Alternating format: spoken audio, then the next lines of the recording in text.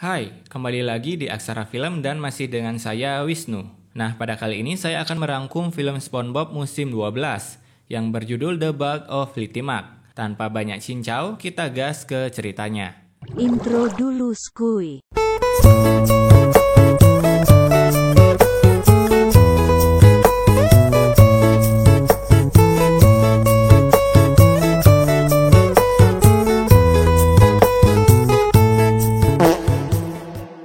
Di pagi hari, di Bikini Bottom, terlihat Patrick yang baru bangun dengan bau badan yang menyengat. Bau-bau itu sampai membuat seorang ibu yang sedang jalan-jalan menutupi hidungnya dengan cacing peliharaannya.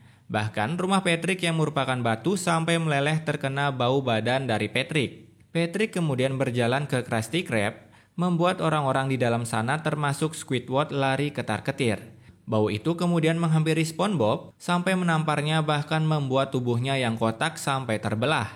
SpongeBob bukannya merasa risih, ia malah bilang kalau bau itu mengesankan. Kemudian Patrick yang tersanjung pun merasa gembira karena ada orang yang bisa menerima bau badannya. SpongeBob kemudian mencium lagi bau badan dari Patrick sampai dua bola matanya meletus.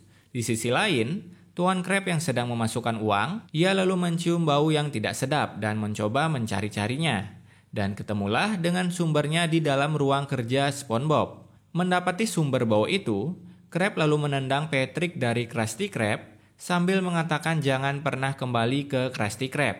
Nah, di tempat Patrick berdiri, bunga-bunga mulai layu bahkan ubur-ubur mati seketika karena bau dari Patrick. Karena kesal, Patrick lalu mendeklarasikan tentang ketergantungan bau dirinya.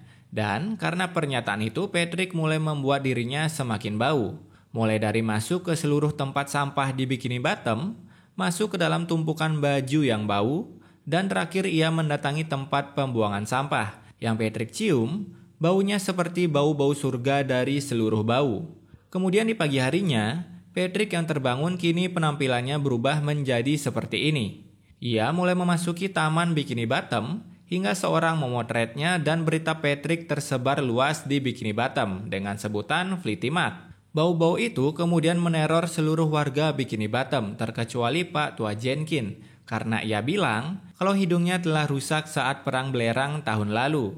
Di Krusty Krab, SpongeBob mulai melihat berita tentang Patrick dan ia merasa Patrick butuh seorang teman. Nah, maka dari itu SpongeBob lalu mencabut hidungnya untuk mengantarkannya ke Patrick dengan mencium celana dari Patrick. Singkat cerita, sampailah SpongeBob ke tempat pembuangan sampah Bikini Bottom. SpongeBob lalu masuk ke dalam mencari Patrick dan ketemulah dia dengan si Flitty Mac.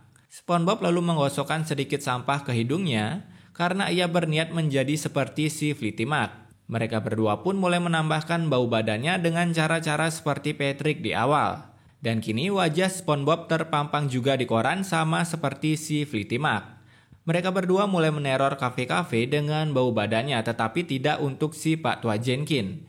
Nah, karena si Pak Tua Jenkin ini kebal dari bau, sampai-sampai mereka berdua mengajaknya bermain pukulan berapi menyakitkan ditambah dengan sampah di mukanya. Singkat waktu, ketika menjelang malam, SpongeBob melihat sebuah bintang yang ternyata itu adalah obor dari para warga Bikini Bottom, di mana semua orang yang datang ke sana berniat mengusir SpongeBob dan Patrick akibat bau yang dihasilkannya. SpongeBob yang ketakutan lalu melunturkan bau sampahnya untuk menunjukkan identitasnya sebagai seorang koki dari Krusty Krab. Nah, kemudian SpongeBob membawa Patrick kabur untuk membersihkannya. Namun walaupun dimasukkan ke dalam tempat pencucian mobil, kotoran Patrick tetap menempel di badannya. Selanjutnya, SpongeBob membawanya ke sebuah laundry, dan tetap saja kotoran itu masih menempel. Hingga akhirnya mereka berdua pun dikepung oleh para warga Bikini Bottom. SpongeBob lalu mempunyai sebuah ide dengan bekerja sama membersihkan kotoran Patrick. Seluruh warga yang setuju, kemudian mengambil perlengkapan bersih-bersihnya dan mulai menyikat Patrick sampai hilang tak tersisa. SpongeBob yang sedih lalu tiba-tiba datanglah Patrick yang sudah bersih, yang ternyata selama ini Flitty Mac bukanlah Patrick. Nah, di akhir film, terlihatlah Flitty Mac muncul kembali yang kemungkinan itu adalah kotoran yang menyerupai Patrick. Dan film pun selesai.